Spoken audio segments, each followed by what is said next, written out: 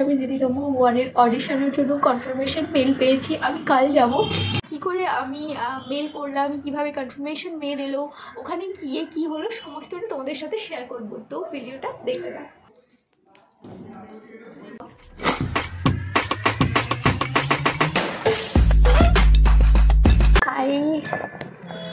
Wait বলেছি সব কিছু। এখন বাজছে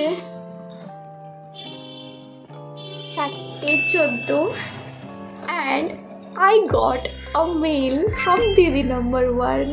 সরি, আওয়াজটা একটু ক্যাঙ্কি লাগতে পারে কারণ বলছি সমস্ত কিছু। ইন শর্ট একটা কথা বলি, আজ হলো 16th জানুয়ারি। আজ আমি দিদি নম্বর 1 থেকে অডিশনের জন্য সেকেন্ড অডিশনের জন্য কনফার্মেশন মেল পেয়েছি, যেটা হয় রাজারহাটে।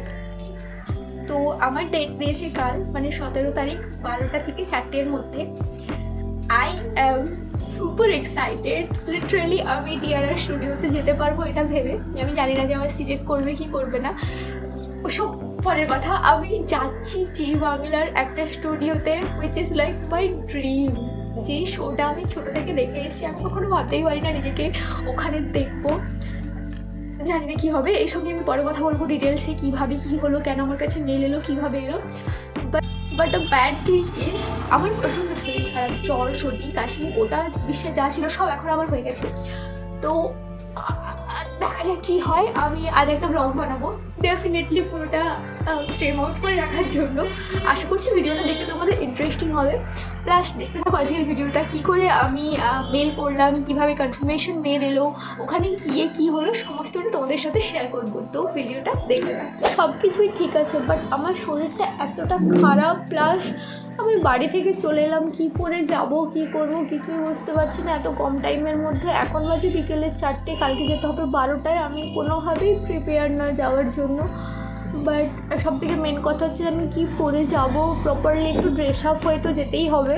তো সেটা নিয়ে আমি একটু চিন্তিত। আলমারিটা খুলেই বসে আছি, ওইখানে শাড়িগুলো রয়েছে, কোনটা পরে যাবো আমি ভাবছি। Hello, good morning. সকাল সকাল আমি বেরিয়ে পড়েছি রেডি হয়ে একদম। এটা অলমোস্ট 1-1.5 মাস আগের ভিডিও। কলকাতাতে ওই টাইমে ভালোই ঠান্ডা ছিল। সকালবেলা উঠে একদম কথা বলতে ইচ্ছা হয়নি, জাস্ট ক্যামেরাটা অন করে রেখেছিলাম কারণ তোমাদের ক্লিপসগুলো আমি দেখাতে চেয়েছিলাম তাই। তো মাস্ক পরে নিয়েছি, সোয়েটার চাদর সমস্ত কিছু একদম ভালোভাবে বেঁধে নিয়ে চললাম আমি।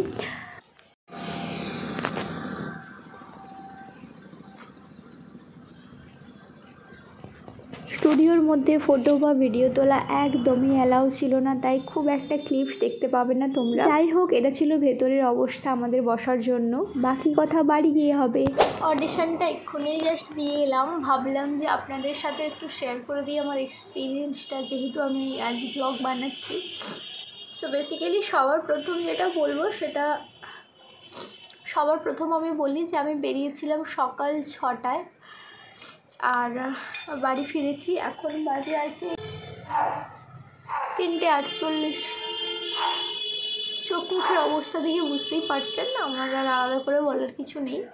তো আমার এক্সপিরিয়েন্স নিয়ে একটু বলি। সবার একটা কমন কোয়েশ্চেন থাকে, সেটা হলো যে কীভাবে আমরা যাব। কারণ ডিআর স্টুডিওটা এমন জায়গাতেই রয়েছে, মানে এমন অফ সাইডে রয়েছে যে তোমরা সচরাচর মেট্রো বা ট্রেন এগুলো পাবে না। একটাই বাস চলে, 3টে বাস চলে, সেটা হলো 211, 211A, 211B। এই দুটো বাস তোমরা পাবে, তোমরা যেখান থেকেই আসো এই দুটো বাস তোমরা পাবে। এবার দেখো, আমি গিয়েছিলাম বেহালা থেকে। তো আমি যেভাবে গিয়েছি সেটা হলো যে মাঝেরহাট থেকে আমি ট্রেন ধরে গিয়েছিলাম বিধাননগর। বিধাননগর থেকে আমি 211 ধরেছিলাম, আমায় ডাইরেক্ট ওই স্টুডিওর বাইরে নামিয়ে দিয়েছিল। না, যাওয়ার সময় আমার ডাইরেক্ট নামায়নি, যাওয়ার সময় আমার একটু দূরে নামিয়েছিল, কারণ 211 একটু ঘুরে যায়, ওই ডিআরআর স্টুডিওর সামনে দিয়ে যায় না। তো আমায় 5 থেকে 7 মিনিট হাঁটতে হয়েছিল, সেটা সমস্যা নেই। যারা ভাবছো যে হাওড়া থেকে কিভাবে আসবে, হাওড়া থেকে তোমরা ডাইরেক্ট পাবে না, ডাইরেক্ট 211 হাওড়া থেকে পাওয়া যায় না। তোমরা উল্টোডাঙ্গায় নামতে পারো বা শ্যামবাজারে নামতে পারো, যেখানেই যাও তোমরা একবার ম্যাপে সার্চ করে নিও যে তোমরা আসলে কোথা থেকে আসতে চাও, কারণ মেন যেই ব্যাপার সেটা হচ্ছে 211 ধরতে হবে, 211A বা 211B। তোমরা মেট্রোয়ে শ্যামবাজার পর্যন্ত আসতে পারো, শ্যামবাজার থেকে তোমরা 211A ধরে ওই DRR স্টুডিওতে আসতে পারো। পুরোটা একদম মেন রাস্তার সাইডে, তোমাদের বুঝতে কোনো অসুবিধা হবে না। ওখানে ফটোগ্রাফি ভিডিও সমস্ত কিছু অ্যালাউ ছিল না। আমি যতটা পেরেছি লুকিয়ে করেছি, যেটা উচিত না তারপরেও আমি করেছি, এটা কোনো সাহসিকতার পরিচয় নয়, বাট তাও একটা ওয়ান টাইম এক্সপিরিয়েন্স। কারণ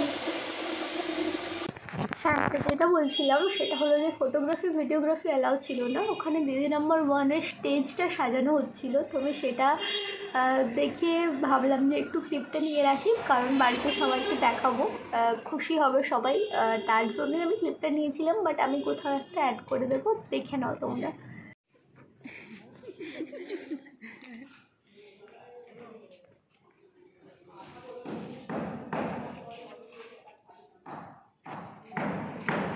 ওখানে গিয়ে আমাদের বসতে বলা হয়। আমার যেহেতু ট্রেনে করে যাওয়ার ছিল, তাই আমি অনেকটা আগে পৌঁছে গেছিলাম, ধরো 1 ঘন্টা আগে পৌঁছে গেছিলাম ওখানে।